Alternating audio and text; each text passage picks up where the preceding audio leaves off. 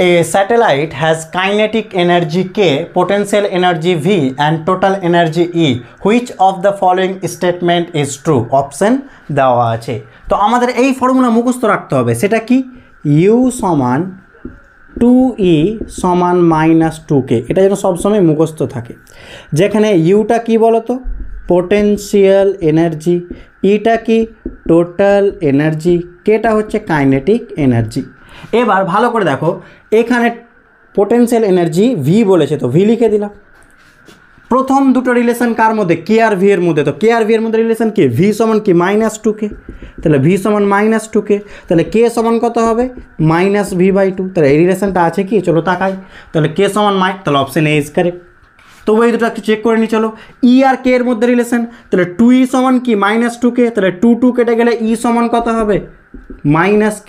তাহলে ই আর কে এর মধ্যে রিলেশন এটা, ই সমান -K, কিন্তু এখানেও তাহলে এগুলো হবে না, তাহলে অপশন এ ইজ কারেক্ট।